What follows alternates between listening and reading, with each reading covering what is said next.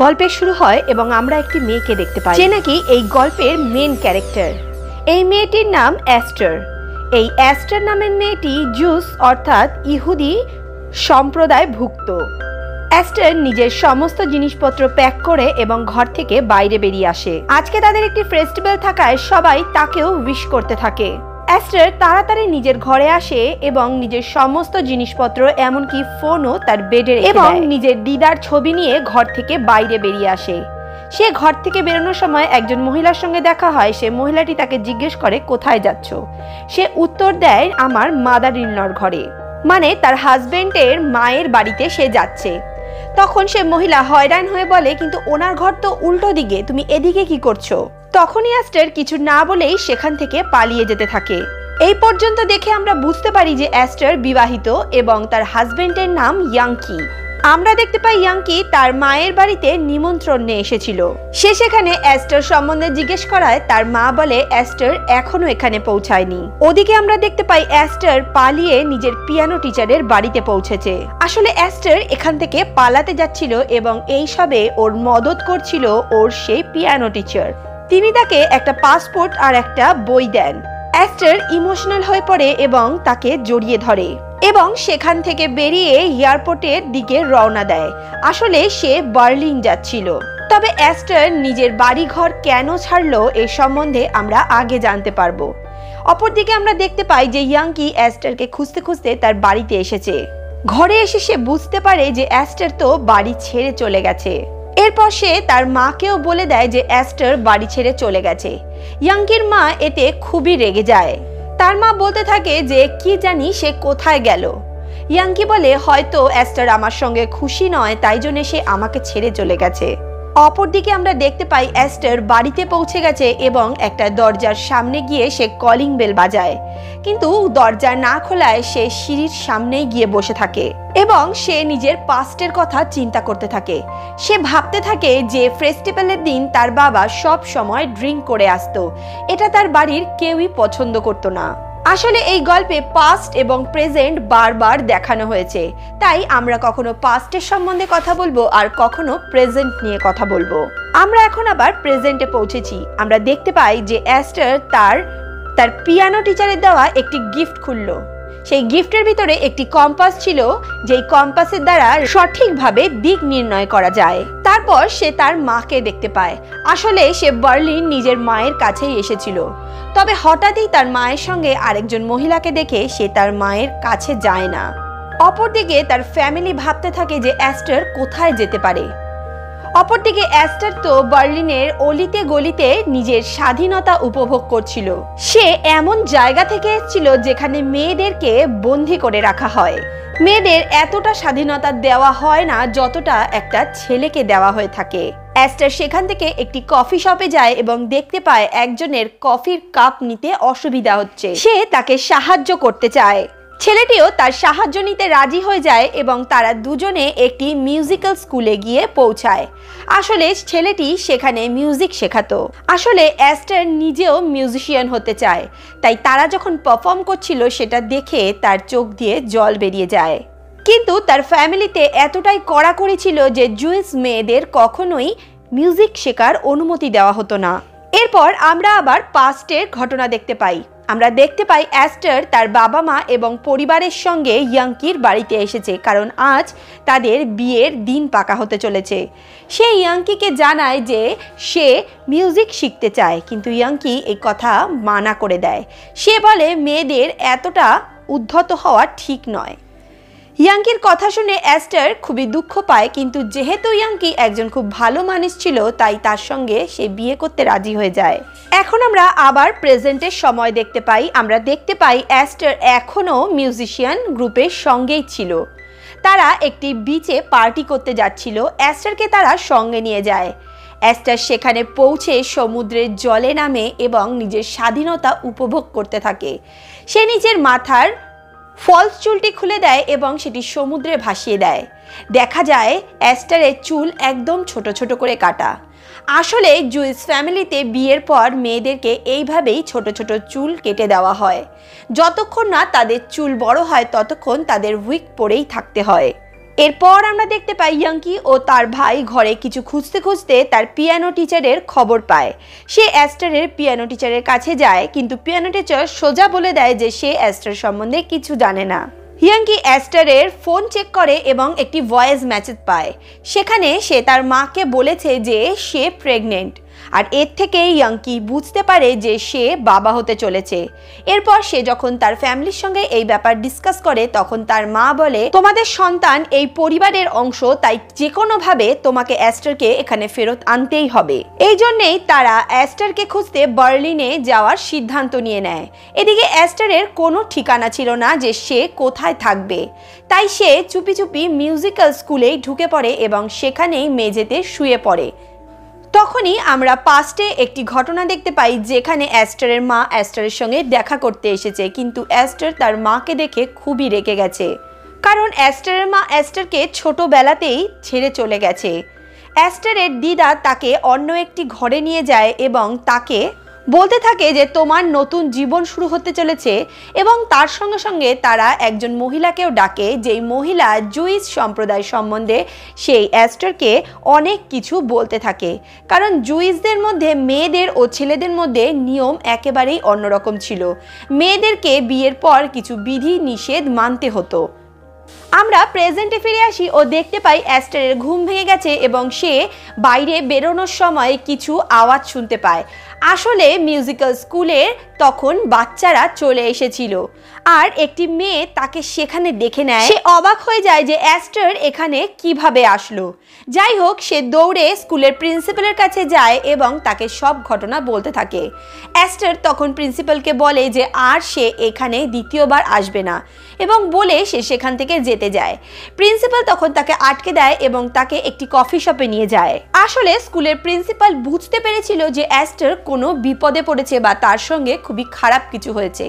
সে তখন অ্যাস্টারকে বলে যে কিছুদিন পরেই যারা গরিব এবং অসহায় তাদের জন্য একটি মিউজিক্যাল ক্যাম্প শুরু হচ্ছে, এবং তুমি যদি এই মিউজিক্যাল ক্যাম্পে অংশগ্রহণ করো এবং জিতে যাও তবে তোমার স্কলারশিপ মিলতে পারে এবং তুমি এখানে পড়াশোনার সুযোগ পেতে পারো। অ্যাস্টার তখন বলে যে আমি এটা ভেবে এর উত্তর দেব। কিছুক্ষণ পর আমরা দেখতে পাই যে ইয়াংকি ও তার ভাই সেখানে পৌঁছে গেছে এবং অ্যাস্টারকে খুঁজতে শুরু করেছে। তারা একটি হোটেলে পৌঁছায় এবং সকালে যখন ইয়াংকির ভাই একটি বক্স বার করেছে তার মধ্যে ইয়াংকি একটি পিস্তল খুঁজে পায়। সে দেখে ভাবে যে ও মাই গড, এটা কি হলো। সে ভয় পেতে থাকে যে তার ভাই হয়তো কাউকে মারার জন্য এই গানটি নিয়ে এসেছে। পরদিন অ্যাস্টার সেখানে মিউজিক্যাল স্কুলের ফর্মটি নিয়ে আসে, কিন্তু সেখানে সে কোনো রকম নিজের ঠিকানা লেখেনি। তাই স্কুলের এক সদস্য তাকে বলে যে তুমি এখানে কোনো ঠিকানা লেখনি, এটা খুব জরুরি যে এখানে কোনো ঠিকানা থাকুক। তখন অ্যাস্টার তার মায়ের বাড়ির ঠিকানা সেখানে লিখে যায়, কারণ তার এখানে নিজস্ব কোনো ঠিকানা ছিল না। ইয়াংকি ও তার ভাই অ্যাস্টারকে খুঁজতে তার মায়ের বাড়িতে আসে, কিন্তু তার মা ভেতর থেকেই বলে দেয় যে সে এখানে আসেনি। তার মা তার বন্ধুর সঙ্গে কথা বলতে থাকে এবং দুঃখ প্রকাশ করতে থাকে যে তার মেয়ের বিয়ে খুব ছোট বয়সেই হয়ে গেছে। এখানেই আমরা পাস্টে ফিরে যাই আর দেখতে পাই যে অ্যাস্টারের বিয়ে হচ্ছে এবং সবাই তাকে খুবই উৎসাহিত করছে। অপরদিকে আমরা দেখতে পাই যে অ্যাস্টার মিউজিক্যাল শোতে অংশগ্রহণ করার জন্য স্কুলে ঢুকে পড়েছে। এই দিকে একটি মেয়ে তাকে বলতে থাকে যে জুইস সম্প্রদায়ের মেয়েরা খুবই ব্যাকডেটেড হয়। সে অ্যাস্টারকে দেখে সবাইকে বলতে থাকে যে জুইস সম্প্রদায়ের মহিলাদের কোনো রকম স্বাধীনতা নেই, তাদেরকে বাড়িতে রাখা শোপিসের মতোই ট্রিট করা হয়। এসব কথা অ্যাস্টারের খুবই খারাপ লাগে। সে মেয়েটির প্রতিবাদ করে এবং জানায় সে এই মিউজিক্যাল কনসার্টে অংশগ্রহণ করবে এবং এটিকে জিতেও দেখাবে। সময়ের সঙ্গে সঙ্গে অ্যাস্টারকে সবাই পছন্দ করতে থাকে এবং তাদের সঙ্গে অ্যাস্টারের বন্ধুত্ব হয়ে যায়। ঘটনা পরিবর্তন হয় আর আমরা দেখতে পাই পাস্টে অ্যাস্টারের চুল কেটে দেওয়া হচ্ছে। অ্যাস্টার খুব কাঁদছিল, এর থেকে মনে হয় যে অ্যাস্টার নিজের চুলকে খুবই ভালোবাসতো, কিন্তু চাইলেও সে এই লোকদেরকে আটকাতে পারতো না। অপরদিকে প্রেজেন্টে আমরা দেখতে পাই ইয়াংকি ও তার ভাই অ্যাস্টারকে ক্রমাগত খুঁজে চলেছে। অ্যাস্টার তার বন্ধু বান্ধবের সঙ্গেই ছিল এবং সে তার বন্ধুদেরকে বলে যে আমার পুরোটা বিশ্বাস আছে যে আমি এই মিউজিক্যাল কনসার্ট জিতব। তার নিজের উপর এত আত্মবিশ্বাস দেখে তার বন্ধুরা বলে নিজের পিয়ানোটা বাজিয়ে দেখাও তো, তুমি কিভাবে এটি বাজাও আমরা দেখতে চাই। অ্যাস্টার যখন পিয়ানো বাজাতে শুরু করে তার এক বান্ধবী তাকে বলে যে আমরা এত কষ্ট করি, এত রকমের পিয়ানো বাজাই এবং এতভাবে নিজেদেরকে ইমপ্রুভ করার চেষ্টা করছি, কিন্তু তুমি নিজের পিয়ানো বাজানোর এত পুরনো পদ্ধতি দিয়ে কিভাবে ভাবছো যে তুমি জিতে যাবে। সে বলে তোমার পিয়ানো বাজানোর পদ্ধতি এতটাই ব্যাকডেটেড যে তুমি এই প্রোগ্রাম তো কি অন্য কোনো প্রোগ্রামও জিততে পারবে না। এই কথা শুনে অ্যাস্টার খুব দুঃখিত হয়ে যায় এবং সেখান থেকে বেরিয়ে যায় আর তার দিদাকে ফোন করে বলে যে আমি কি করব আমি বুঝতে পারছি না। সিন শিফট হয় আর আমরা দেখতে পাই যে অনেক দিন হয়ে গেছে অ্যাস্টারের বিয়ে হয়েছে কিন্তু তাদের কোনো সন্তান হয়নি, আর এর জন্যে তার শাশুড়ি তার উপরে প্রচণ্ডভাবে প্রেশার ক্রিয়েট করতো। অপরদিকে প্রেজেন্টে আসি আর আমরা দেখতে পাই যে অ্যাস্টার একটি ডাক্তারের কাছে গেছে এবং সে জানতে পায় যে সে মা হতে চলেছে। অ্যাস্টার ভাবতে থাকে যে এখন আমি আমার সন্তানের সঙ্গেই সারা জীবন কাটাবো। অপরদিকে আমরা দেখতে পাই যে অ্যাস্টারের হাজব্যান্ড অ্যাস্টারকে খোঁজার জন্যে চারদিকে ঘুরে বেড়াচ্ছে। সে তার মায়ের বাড়িতে প্রবেশ করে এবং তাকে একটি চিরকুট দিয়ে বলে যে অ্যাস্টারের কোনো সন্ধান পেলে অবশ্যই আমাকে এই নাম্বারে জানাবেন। তবে ইয়াঙ্কির ভাইয়ের তার মায়ের উপর সন্দেহ হয়। সে ভাবে যে তিনি অ্যাস্টারকে কোথাও লুকিয়ে রেখেছেন, তাই সে একদিন লুকিয়ে তার মায়ের ঘরে প্রবেশ করে এবং চারদিকে খুঁজতে খুঁজতে সে সেই মিউজিক্যাল কনসার্টের ফর্মটি পায়। আসলে অ্যাস্টার তার মায়ের ঠিকানা দিয়েছিল, তাই এই কনসার্টের ফর্মটি তার মায়ের কাছেই চলে এসেছিল। অপরদিকে আমরা দেখতে পাই অ্যাস্টার একটি মিউজিক্যাল শোতে এসেছে এবং তার মিউজিশিয়ান বন্ধুর সঙ্গে সেখানে ডান্স করছে। সেখানে ইয়াঙ্কির ভাইও চলে আসে। প্রমাণ হিসেবে সে অ্যাস্টারের কিছু ছবি তুলে নেয়, যে ছবিতে সে তার মিউজিশিয়ান বন্ধুর সঙ্গে খুবই ঘনিষ্ঠ অবস্থায় ছিল। এরপর দৃশ্য পরিবর্তন হয় এবং আমরা দেখতে পাই পাস্টে ইয়াঙ্কির মায়ের বাড়িতে অ্যাস্টার এসেছিল এবং তারা সবাই মিলে অ্যাস্টারকে বাচ্চা না হওয়ার কারণে উল্টো পাল্টা বলছিল। তার খুবই খারাপ লাগে ও সে সেখান থেকে উঠে গিয়ে বাথরুমে চলে যায়। সে সেখানে গিয়ে প্রেগন্যান্সি টেস্ট করে আর সে বুঝতে পারে যে সে প্রেগনেন্ট। সে খুব খুশি হয়ে যায় এবং বাড়িতে চলে আসে ইয়াঙ্কিকে জানানোর জন্য। অ্যাস্টার খুব খুশি ছিল এবং সে ফাইনালি ইয়াঙ্কিকে সব কিছু জানাতে চলেছিল। ইয়াঙ্কি বাড়িতে আসে কিন্তু অ্যাস্টারের কোনো কথা না শুনে সে অ্যাস্টারকে উল্টো পাল্টা বলতে থাকে। সে তার মায়ের বাড়িতে অ্যাস্টারের খারাপ ব্যবহারের জন্য তাকে উল্টো পাল্টা ভাবে বকাবকি করতে থাকে এবং সে বলে সে অ্যাস্টারকে এরকম করতে থাকলে ডিভোর্স দিয়ে দেবে। অ্যাস্টার এই সব কথা শুনে খুবই দুঃখ পায়। সে মনে মনে ভেবে নেয় এখন আমি আর কারোর জন্য ভাববো না, আমি শুধু নিজের জন্য ভাববো, নিজের জন্য বাঁচবো। সে ভাবে সে ওখান থেকে পালিয়ে যাবে, কারণ পালিয়ে যাওয়াটাই তার পক্ষে বেস্ট। সে এটা মনে করেছিল কারণ সে একটি স্বাধীন জীবন চাইছিল। সিন পরিবর্তন হয়, আমরা দেখতে পাই ইয়াঙ্কির ভাই ইয়াঙ্কিকে অ্যাস্টারের সমস্ত ছবি দেখিয়ে দেয়। এর ফলে ইয়াঙ্কি খুব দুঃখী হয় এবং অ্যাস্টারের মায়ের কাছে চলে যায়। সে অ্যাস্টারের মাকে অ্যাস্টার সম্বন্ধে অনেক কিছু বলতে থাকে। সে অ্যাস্টারের মাকে জানায় যে আপনি ওকে কোথায় লুকিয়ে রেখেছেন আমাকে দয়া করে বলে দিন। সেদিন আমি এমনি রাগের চোটে ওকে ডিভোর্সের কথা বলেছি আর তারপরেই ও রেগে আমাকে ছেড়ে চলে গেছে। আসলে এমনটা কিছুই নয়, আমি তো এমনি রেগে গিয়ে এ কথা বলে দিয়েছিলাম। আসলে আমি ওকে খুবই ভালোবাসি। তখন অ্যাস্টারের মা ইয়াঙ্কিকে বলে তুমি কখনো অ্যাস্টারকে চিনতেই পারোনি, তুমি জানোই না যে ও তোমাকে কত ভালোবাসতো, তোমার উপর কত ভরসা করত। তুমি যদি ওর কথা একবারও চিন্তা করতে, একবারও ওর সঙ্গে কথা বলতে, তবে হয়তো কখনোই তোমাকে ছেড়ে যেত না। তখনই আমরা দেখতে পাই অ্যাস্টার যখন তার বন্ধুদের কাছে যাচ্ছিল তখনই ইয়াঙ্কির ভাই ওকে দেখে নেয় এবং জোর করে একটি গাড়িতে তুলে নেয়। এরপর একটি নির্জন স্থানে অ্যাস্টারকে নিয়ে গিয়ে সে অনেক করে বোঝাতে থাকে। সে অ্যাস্টারকে বলতে থাকে তোমার কি মনে হয় তুমি কোনো সাহারা ছাড়াই একা এই বড় শহরে থাকতে পারবে? তুমি একদিন নিজের ভুল অবশ্যই বুঝতে পারবে, কিন্তু ততক্ষণে অনেক দেরি হয়ে যাবে। এই কথা বলে ইয়াঙ্কির ভাই তাকে সেই গানটি দেয় এবং বলে যখন তুমি নিজের ভুল বুঝতে পারবে তুমি নিজেকে শুট করে ফেলো। এরপর অ্যাস্টার নিজের মায়ের কাছে আসে এবং সমস্ত কিছু তাকে বলে দেয়। এতদিন পর মা ও মেয়ে একসঙ্গে হওয়ায় দুজনেই ইমোশনাল হয়ে যায়। অ্যাস্টার মাকে বলে যে মা তুমি আমাকে কেন ছোটবেলায় ছেড়ে চলে গেছিলে, তুমি কেন আমাদের সঙ্গে থাকতে না? অ্যাস্টারের মা তখন তাকে জানায় যে তার বাবা ও মায়ের মধ্যে কখনোই মধুর সম্পর্ক তৈরি হয়নি, তারা একজন আরেকজনকে কখনোই ভালোবাসতো না। তাই জন্যই অ্যাস্টারের মা ডিভোর্স নেওয়ার সিদ্ধান্ত নেয়, কিন্তু কোর্ট অ্যাস্টারের কাস্টাডি তার মাকে না দিয়ে তার বাবাকে দিয়ে দেয়। মায়ের এমন কথা শুনে অ্যাস্টার খুবই ইমোশনাল হয়ে যায় এবং মাকে জড়িয়ে ধরে। পরদিন তার মা অ্যাস্টারকে রেডি করে মিউজিক্যাল কনসার্টে যাওয়ার জন্য।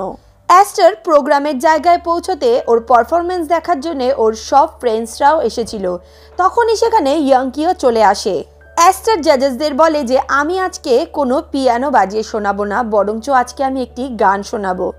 অ্যাস্টার জাজেসদের জুইস সম্প্রদায় অর্থাৎ ইহুদি সম্প্রদায়ের মেয়েদের কথা বলে যে কেমন করে তাদের সব স্বাধীনতা কেড়ে নেওয়া হয়, তাদেরকে ঘরে আটকে রাখা হয়, তাদেরকে কোনোভাবেই কোনো স্বাধীনতা দেওয়া হয় না। এই কথা বলার পর সে একটি গান ধরে এবং এই গানের মাধ্যমে সে তার জীবনে ঘটে চলার সমস্ত ঘটনা ব্যক্ত করতে থাকে। অ্যাস্টারের গান সবার মন ছুঁয়ে নেয়, তারা সবাই ইমোশনাল হয়ে পড়ে। গান শেষ করার পর যখন অ্যাস্টার বাইরে আসে তখন সে দেখে সেখানে ইয়াংকিও এসেছিল। ইয়াংকি অ্যাস্টারকে বলে আমিও তোমার গান শুনেছি, তুমি খুব ভালো গেয়েছো, আমার খুব ভালো লেগেছে। সে অ্যাস্টারকে বলে আমি তোমাকে বুঝতে ভুল করেছি, আমাকে প্লিজ ক্ষমা করে দাও। সে তাকে একটা মিউজিকের লকেটও দেয় আর অ্যাস্টারকে বলে চলো বাড়ি যাই, কিন্তু অ্যাস্টার কখনোই তার সঙ্গে আর যেতে রাজি ছিল না। এর ফলে সে নিজের মাথার চুল কেটে দিতে চায়, যেটি জুইশ সম্প্রদায়ে একটি ধার্মিক চিহ্ন ছিল। সে অ্যাস্টারের কাছে কাকুতি মিনতি করতে থাকে তাকে সঙ্গে নিয়ে যাওয়ার জন্য, কিন্তু অ্যাস্টার কোনোভাবেই আর রাজি ছিল না। তার এই স্বাধীন জীবনই পছন্দ ছিল, কোনোভাবেই সে আর পরাধীনতার শৃঙ্খল পড়তে চাইছিল না। শেষ পর্যন্ত ইয়াংকির অনেক আটকানো সত্ত্বেও অ্যাস্টার তার কথা শোনে না এবং সেখান থেকে চলে যায়। এখন সে সমস্ত জীবন স্বাধীনভাবে কাটাতে চায়। অ্যাস্টার সিদ্ধান্ত নিয়ে নেয় যে কারোর চাপে পড়ে সে আর এইভাবে তিলে তিলে মরবে না, বরঞ্চ স্বাধীনতার জীবনযাপন করবে, খুলে নিঃশ্বাস নেবে। যেমনটা আকাশের পাখিদের জীবন থাকে, কেউ তাদের বাধা দেওয়ার থাকে না, তার এই জীবনটাই সে গ্রহণ করে নিয়েছিল। আর এর সাথে সাথেই মুভিটি শেষ হয়ে যায়। বন্ধুরা, আজকের এই মুভি